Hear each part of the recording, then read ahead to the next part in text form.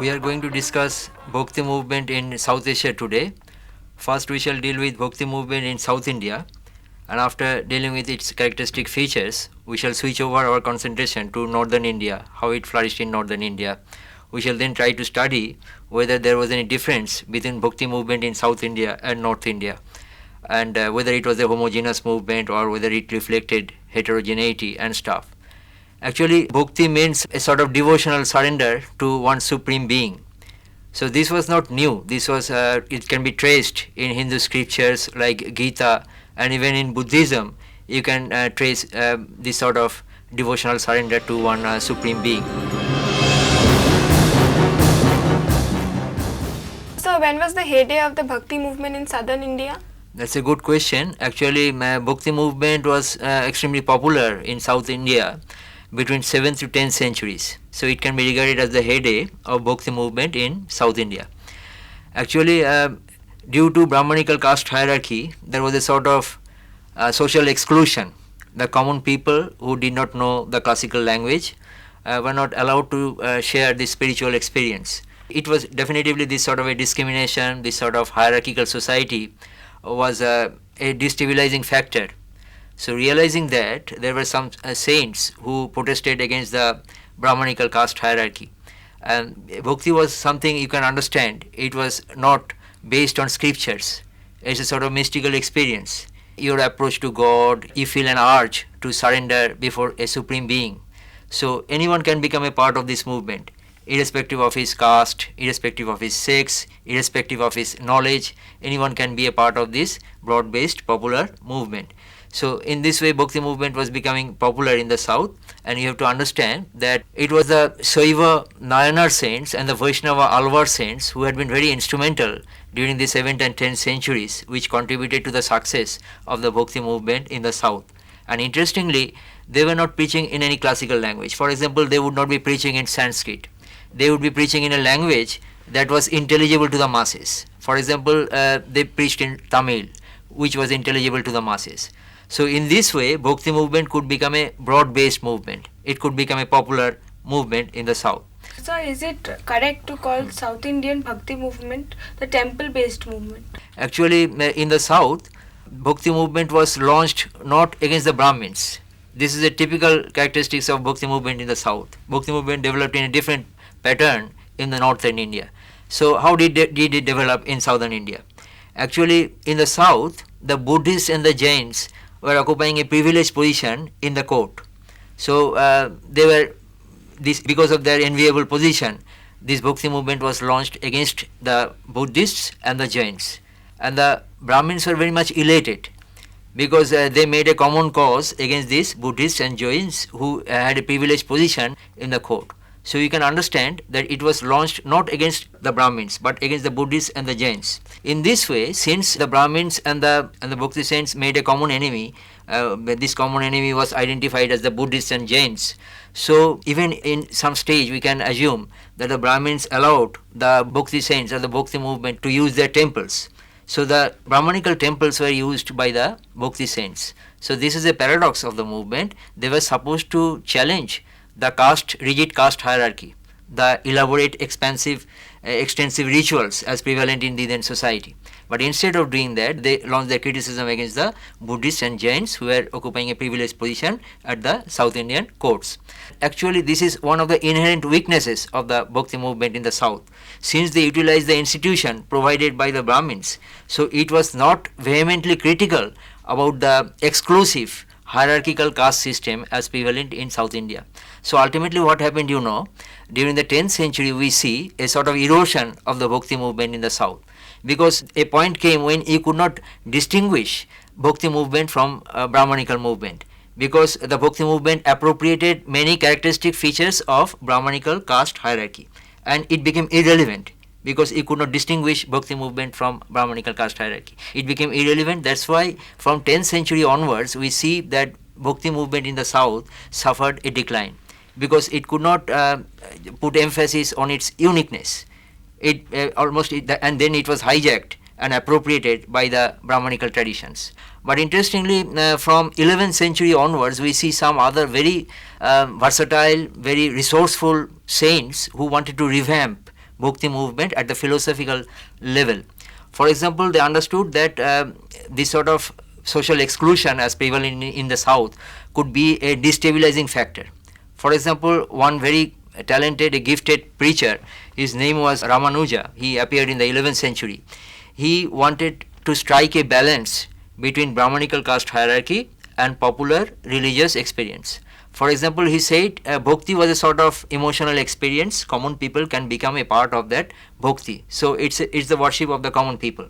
Whereas the elite people who are well versed in Sanskrit, the upper castes, they can experience this sort of scriptures, they can read the scriptures, then they can be a part of Brahmanical caste hierarchy. So they can become a part of the caste system, and they can just read the scriptures and can monopolize their position so far as the scriptures were concerned. So in this way he wanted to strike a balance. So he wanted to present his philosophy in a way as if he was preaching a sort of egalitarian spirit in society. He was opening the gates of bhakti to the common people, but scriptures was continued to be the domain of the upper caste Hindus. And then there was another saint. He was a younger contemporary of Ramanuja. He was Nimbarka.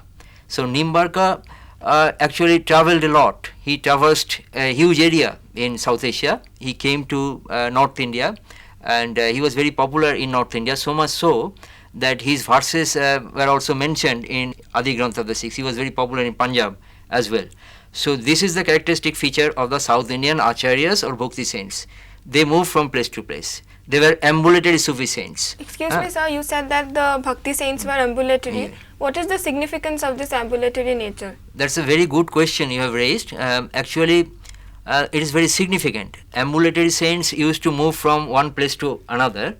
So these people encountered diverse civilization, different linguistic groups, different cultures. So they were likely to be more flexible because they had to interact with different cultures, different linguistic and ethnic groups. For example, I cannot resist the temptation of saying a few words about the Kalandariya Sufis. Kalandariya itself means someone who moves from place to place. So these Sufis were comparatively more flexible as compared to other traditional or classical Sufis, because they move from place to place. And another thing that is common, as you can understand, since they had to encounter common people, they often preached in a language intelligible to the masses. They were very learned, they knew the classical language, but they interacted with people at two levels. When they interacted with elites or the pandits, they used Sanskrit, but when they interacted with the common people, they used the language of the common people. So in this way, you have to remember that Bhakti movement played a significant part in the development of vernacular languages. This is very symbolic and this is very significant as well. For example, the spread and the emphasis on vernacular language symbolized that such a movement can be very inclusive, because vernacular language is spoken by the common people. So common people are being included into a movement. So this movement is likely to be a broad-based movement and not an exclusive movement as is based on a caste hierarchy, as we have seen in case of rigid Brahmanical orthodoxy. So this is one aspect of Bhakti movement. They did not put much emphasis on elaborate and expensive rituals. They put much emphasis on mysticism. So mysticism was the operational side of this Bhakti movement, and anyone can become a part of the mystical movement. This is symbolic because common people cannot spend so much money to experience religion.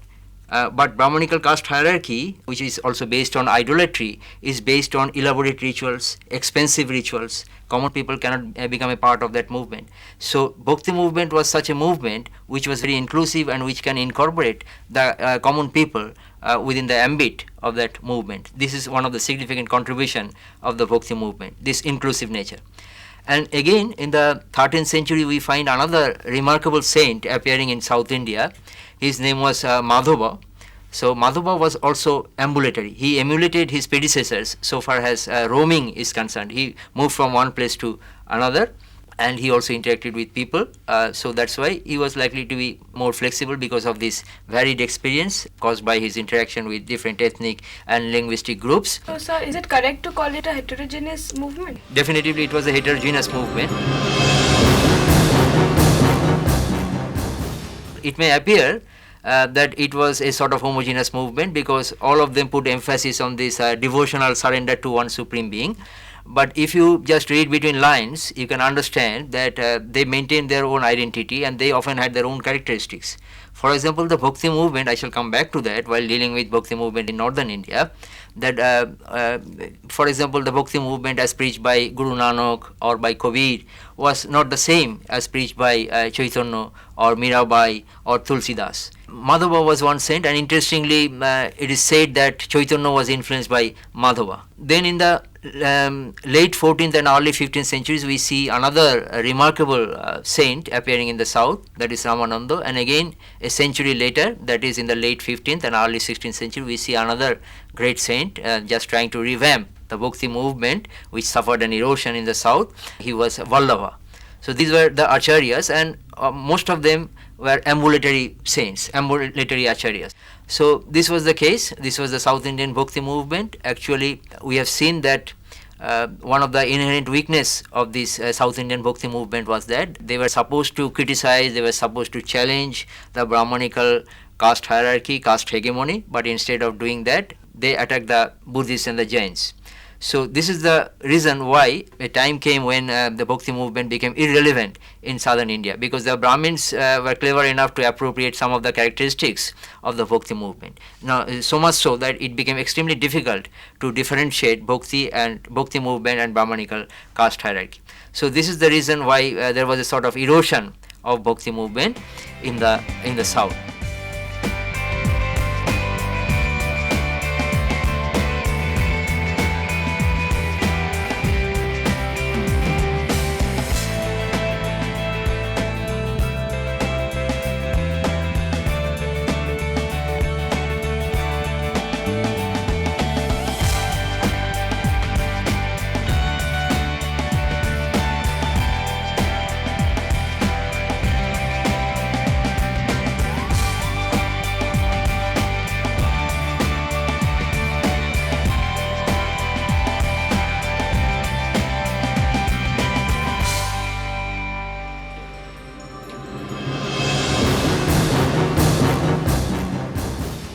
Bhakti movement flourished in the south between 7th to 10th centuries, which is regarded as the heyday of the Bhakti movement in the south. But in northern India, you had to wait till 14th century to experience something like a movement like the Bhakti movement. Now, why this time gap?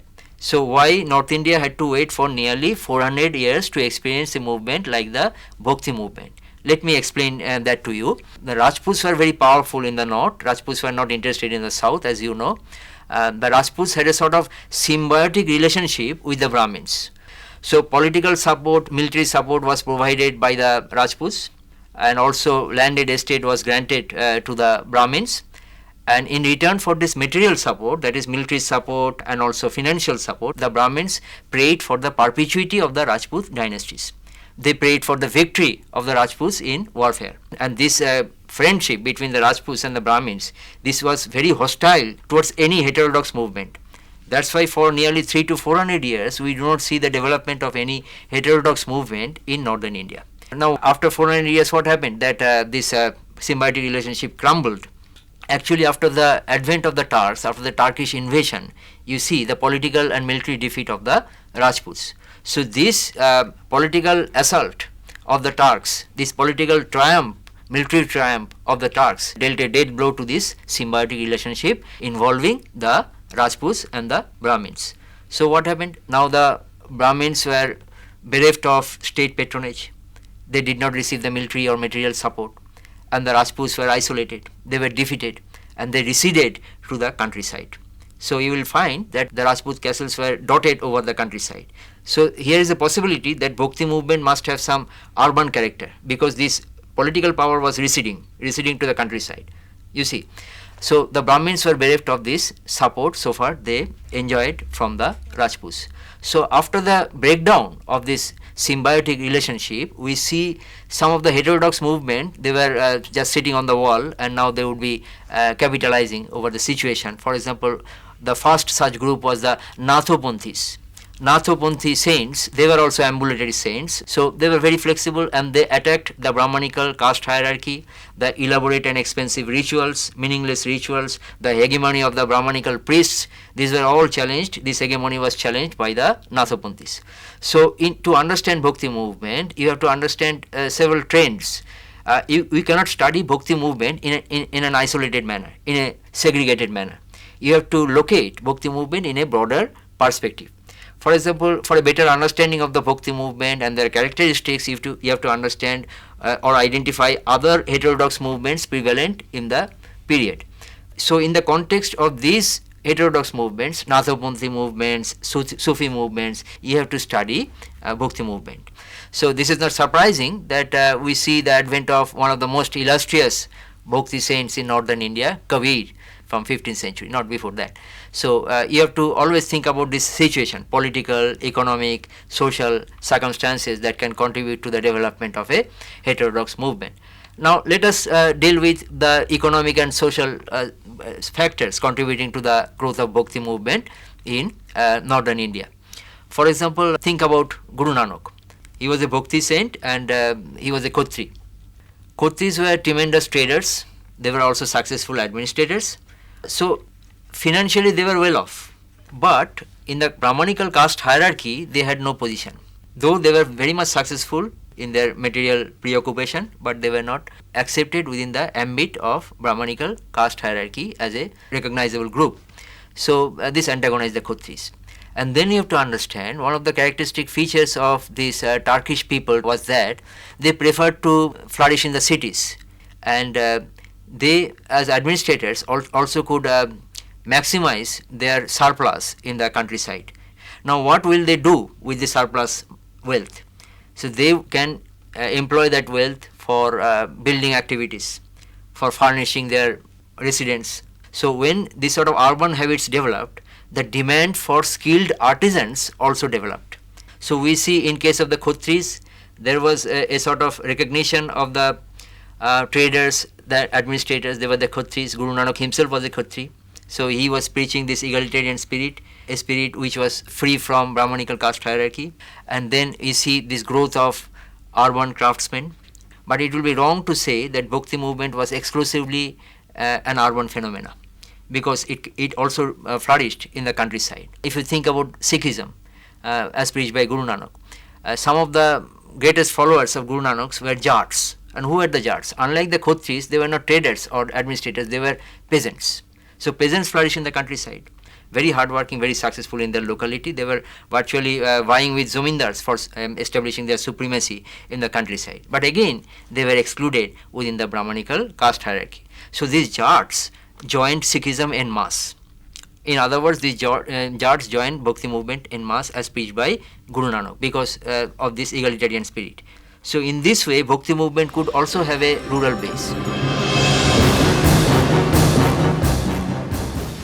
Langar means free kitchen. Langar means free kitchen. It was actually initiated by the Sufis, and it was later on accepted by Guru Nanak and other Bhakti saints. In a langar, in a free kitchen, people irrespective of their caste, sex, irrespective of their economic status, come to the langar and sitting in the same row, almost in a similar posture, they accept similar food, same food. So this is the institutionalization of egalitarian spirit as preached by Guru Nanak. It is said that Guru Nanak popularized langar, and this langar was a direct challenge to Brahmanical caste hierarchy, because this Brahmanical caste hierarchy was also based on the notion of pollution. So in this way, Bhakti movement became extremely popular in northern India. Excuse me, sir. So Yes? is there any similarity between Bhakti movement and Sufi movement? Definitively, it's a good question that you have raised. There were many similarities between Bhakti and Sufi movements. One similarity I have already pointed out, that is this appropriation of langar. Guru Nanak accepted this langar. Actually, langar was a free kitchen that was prevalent even in a period which was known for the heyday of the Sufis. So that was appropriated by Guru Nanak. This is one aspect. And Sufis also, as their operational side, put emphasis also on mysticism. As I have mentioned, the Bhakti saints put emphasis on mysticism as their operational side. By putting emphasis on mysticism, they undermined the importance of scriptures, undermined the importance of classical language not intelligible to the common people. So when they put emphasis on mysticism, it's a sort of active participation of the devotees in a movement, active participation of the devotees. That is, you may be illiterate, you may not know the classical language, but still you can become a part of a broader movement by virtue of your involvement in mysticism. So in this way, both Bhakti and Sufi movement wanted to get rid of expensive, elaborate and meaningless rituals. Instead, they put emphasis on mysticism, mystical experience, which is the operational aspect. For example, if you think about the classical song of Jagjit Singh, he is saying, Dil se behtar koi kitab nahi. So there are two types of books. One is the Quran, Hadith or Gita, something like that, that scripture written in the classical language. Another scripture is already there in your body, that is your heart. You have to understand that. Dil se behtar koi kitab nahi. There is no book greater than the Dil Kitab. This is a book of your heart. So if you do not understand that, you cannot become a part of mysticism. So you can, if you think about modern literature, Punjabi literature, or if you think about classical music today, they are heavily indebted to Bhakti and Sufi movements. This is another similarity between Bhakti and Sufi movements. Another commonality which you can explore between Bhakti and Sufi movement was that both Bhakti and Sufi movements had been heterogeneous. For example, there were several Sufi orders. There were the Kalandariya Sufi orders, Chishti Sufi orders, Surawardiya Sufi orders, Naqshbandiya Sufi orders. Similarly, in the Bhakti movement, you will find different stances. For example, Guru Nanak and Kabir, they were the protagonists of Nirguna Bhakti. That is, they did not believe in the incarnation of God. You understand? For example, some people would say, no, how can you say that? Kabir used to preach Rama. He used to recite the name of Rama. So he might be a Rama Bhaktu. So Rama is visualized as an incarnation of Vishnu. So, but Kabir would say that I am not speaking about that Rama, historical Rama, or that Rama who was the son of Dasharath. I am speaking about a Rama who is eternal. So this eternal spirit is celebrated in Bhakti movement. So it's a sort of emphasis on impersonal God. That is, God has no quality as such. He is impersonal. He has no shape. He has no image. So this notion is very much predominant in the philosophy of Guru Nanak and also Kabir. Now, if you think about Chaitanya, if you think about Mirabai, if you think about Tulsidas, you will find that they believed in the incarnation of God. They believed in the personal deity. For example, who was venerated by Chaitanya? Krishna. Krishna is the incarnation of Vishnu. And Mirabai, again Krishna is the incarnation of Vishnu. Krishna is venerated by Mirabai. And what about Tulsidas? He venerated Rama. Ramacharit, you know about that. So in this way, there is heterogeneity in the Bhakti movement as well, just like Sufism. Some are Shaguna Bhaktas, some are Nirguna Bhaktas. It is often said that Kabir was influenced by some of the monotheistic principles prevalent in some of the earlier Bhakti saints, but you have to understand that Kabir was also influenced by Islam.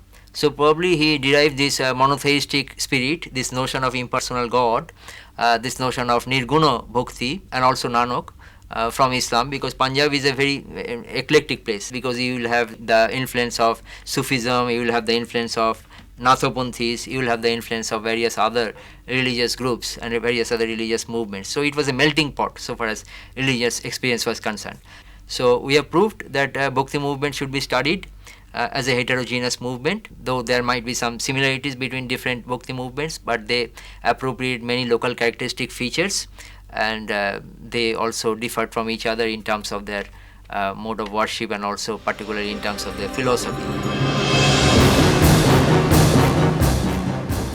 We should not compare the Bhakti movement with the Protestant movement in Europe. Protestant movement in Europe was a much broad-based movement. It was launched against decadent feudalism. The state was involved in it, and massive economic activities became a part of that movement. In India, it was not so. For example, they did not prescribe the abolition of feudalism. They did not even prescribe the abolition of Brahmanical caste hierarchy. So we did not find revolutionary social, economic or political change associated with Indian Bhakti movement, but historians are sometimes tempted to compare Bhakti movement with Protestant movement in Europe. This should not be done. In spite of this limitation, Bhakti movement had its contribution. It contributed to the development of regional languages. It provided peace and solace to the common people. They got a sort of self-confidence within the oppressive caste-based society, and it also had its contribution in arts, music, and various aspects of our social life. So in this way, we can remember the Bhakti movement as a significant phase of our history, particularly medieval Indian history, but it has its relevance even in modern India when we see communal tension, sectarianism, regionalism, parochialism. In that context, we can remember that Gandhi used to very much respect Kabir. Gandhi's mother herself was a Kabirpanthi. Tagore was all praised for Raja, another Bhakti saint, who even had women disciples. So this movement was inclusive. So in spite of this limitation, we have to also remember the positive dimensions of Bhakti movement.